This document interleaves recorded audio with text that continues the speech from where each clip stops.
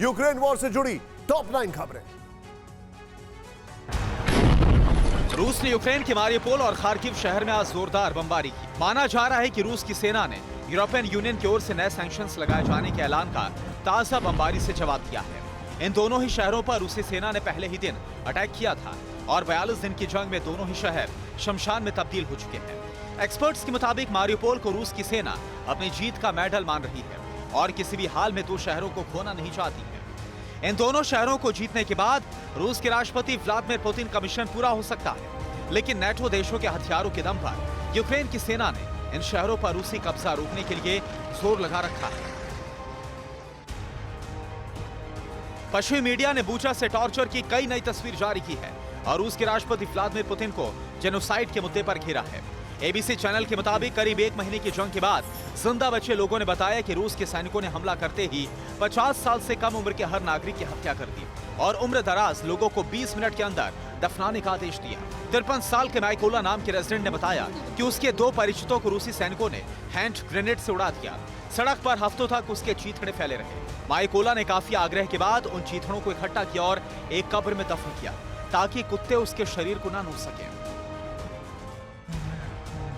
रूस के रक्षा मंत्रालय ने आरोप लगाया कि यूक्रेन की सेना पश्चिमी मीडिया के हेडलाइंस पाने के लिए नरसंहार की कहानी गढ़ रही है।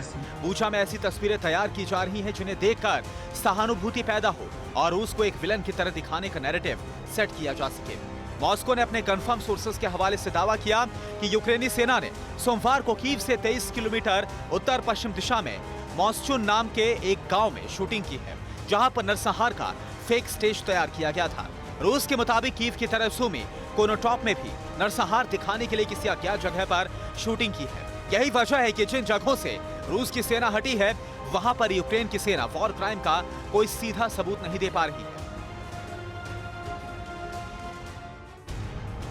यूक्रेन में नरसंहार के लिए पश्चिमी देश पुतिन पर ट्रायल की मांग कर रहे हैं और रूस को वॉर क्रिमिनल बता रहे हैं, लेकिन रूस की सेना ने अब यूक्रेन की सेना पर ही नरसंहार के आरोप लगाने शुरू कर दिए हैं। प्रो क्रेमलिन मीडिया RT.com के मुताबिक एक वीडियो क्लिप सामने आई है जिसमें यूक्रेन की सेना रूस के युद्धबंदियों का मास मर्डर कर रही है। इस वीडियो में रूसी सेना सड़क पर लेटी नजर आ रही है और पीछे से आवाज आ रही है, देखो ये अभी भी जिंदा है। वीडियो में खून के पौंड में पड़े रूसी सैनिकों के शव साफ नजर आ रहे हैं। उनमें से एक सैनिक का हाथ बंधा हुआ है और उसे सिर में गोली मारी जा रही है। हालांकि ये वीडियो इतना विभत्स बताया जा रहा है कि इसे जारी नहीं किया गया है। 42 दिन से चल रहे जंग में अब नेटो देशों ने पहली बार यूक्रेन को टैंक सप्लाई करना शुरू किया है। यूक्रेन के राष्ट्रपति वोलोदिमीर ज़ेलेंस्की की मांग पर चेक रिपब्लिक ने T-72 टैंक देने का फैसला किया। चेक टेलीविजन पर दिखाए गए फुटेज में ट्रेन पर लदे 1 दर्जन तोप नजर आ रहे हैं जिन्हें यूक्रेन भेजा गया है। इनके अलावा नेटो देश यूक्रेन तक मिलिट्री व्हीकल और हुवित्सा आर्टिलरी भी पहुंचा रहे हैं ताकि ज़ेलेंस्की की सेना मजबूती से लड़ सके। इससे पहले पोलैंड ने यूक्रेन को 28 मिग विमान देने का प्रस्ताव रखा था जिसे अमेरिका ने ठुकरा दिया। एक्सपर्ट्स का मानना है कि अमेरिका और नेटो देश युद्ध को जारी रखने देना चाहते हैं, जबकि इससे यूक्रेन को भारी नुकसान हो रहा है।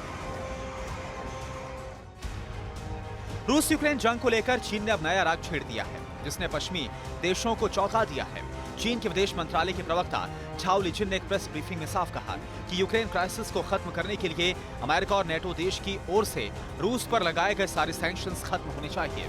चीन ने कहा कि अमेरिकन कंपनियां रूस से फर्टिलाइजर इंपोर्ट करती हैं, जबकि यूरोप के सामने युद्ध और प्रतिबंधों ने रिफ्यूजी संकट खड़ा कर दिया है। उनकी सारी पूंजी बाहर जा रही है, एनर्जी की शॉर्टेज हो रही है। चीन ने कहा कि अमेरिका ने खुद को ऐसी स्थिति में रखा है कि उसे अराजकता में भी फायदा हो रहा है। झाओ ने यह भी कहा कि अमेरिका की सैंक्शंस की नीतियां पूरे विश्व के लिए घातक है, इससे शांति और सुरक्षा नहीं लाई जा सकती। ऑस्ट्रेलिया, यूके और यूएस की तिकड़ी ऑकस ने आपसी सहयोग बढ़ाने और हाइपरसोनिक मिसाइल बनाने का फैसला किया है। अमेरिकी राष्ट्रपति Joe Biden, British PM Boris Johnson और ऑस्ट्रेलिया के पीएम स्कॉट मॉरिसन ने कहा है कि वो सहयोग के हर पक्ष की समीक्षा कर रहे हैं। इसमें हाइपरसोनिक, काउंटर हाइपरसोनिक और इलेक्ट्रॉनिक वॉरफेयर की क्षमता बढ़ना शामिल है। तीनों देशों का मकसद चीन से मिल रही चुनौतियों से इंडो पैसिफिक रीजन की सुरक्षा है। रूस के यूक्रेन पर आक्रमण की आलोचना करते हुए ऑकस ने कहा कि वो दुनिया में शांति के लिए इंटरनेशनल लॉ की स्थापना चाहते हैं। चीन ने इस फैसले पर तीखी प्रतिक्रिया बताते हुए कहा कि इससे दुनिया के बाकी देशों में भी संकट खड़ा होगा। ऑकस को वो नहीं करना चाहिए जो उसे खुद को अच्छा नहीं लगता। यूक्रेन के बैटलफील्ड से एक चमत्कार की कहानी भी सामने आई।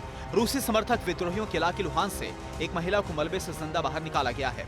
लुहांस में रूस की एयर स्ट्राइक के बाद ये महिला मलबे में दब गई थी। महिला को यूक्रेनी सैनिकों ने बाहर निकाला और अस्पताल में उसका इलाज चल रहा है। यूक्रेन ने आज लोगों को लुहांस से बाहर निकाले जाने की एडवाइजरी जारी की। यूक्रेन के मुताबिक रूस की सेना इस इलाके पर कब्जा करने के लिए भीषण बमबारी कर रही है, जिसमें यूक्रेन की भूखी प्यासी जनता फंसी हुई है। क्रेमलिन ने कहा कि मॉस्को और कीव के बीच शांति वार्ता उस हिसाब से आगे नहीं बढ़ पा रही है जैसे इसे बढ़ना चाहिए। रूस के प्रवक्ता दिमित्री पेस्कोव ने कहा कि वार्ताओं के एक नए दौर को लेकर तैयारी की जा रही है, लेकिन कोई उपलब्धि हासिल करने के लिए अभी लंबा सफर तय करना है। रूस ने अपनी स्थिति मजबूत बताते हुए साफ कहा कि उसके पास अपना कर्ज चुकाने के लिए पर्याप्त संसाधन है। युद्ध लंबा खींचने से यूक्रेन को भारी नुकसान हो रहा है। यूक्रेन के राष्ट्रपति वोलोदिमीर ज़ेलेंस्की ने आयरलैंड की संसद को संबोधित किया और कहा कि आयरलैंड रूस के हमले को लेकर तटस्थ नहीं रहा है। आपने हमारी मदद करने की शुरुआत करने में कोई झिझक नहीं की। उन्होंने आयरलैंड सरकार से अनुरोध किया कि वो रूस पर और सख्त प्रतिबंध लगाने के लिए यूरोपीय संघ पर दबाव बनाए। न्यूज़ टॉप 9 रोज सुबह 7 बजे और शाम 7 बजे सिर्फ TV9 भारतवर्ष पर।